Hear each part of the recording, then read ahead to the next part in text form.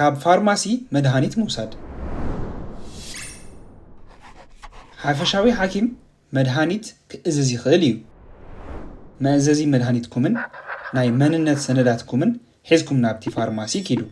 እንተዘይ ኮይኑ መድሃኒትኩም ኣይክትወስዱን ኢኹም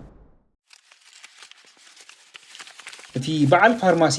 እቲ መድሃኒት ብኸመይ ከም ዝውሰድ ይገልጽን ብዛዕባ ክህልዎ ዝኽእል ጎናዊ ሳዕቤናት የጠንቅቕን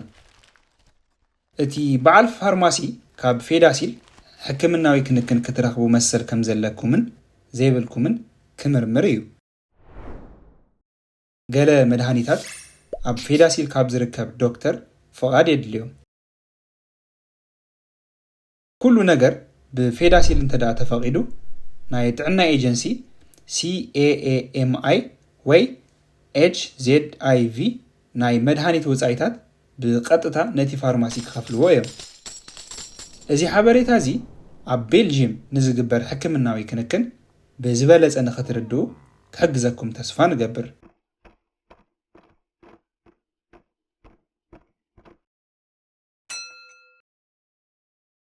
ዝኾነ ሕቶታት እንተሃልይኩም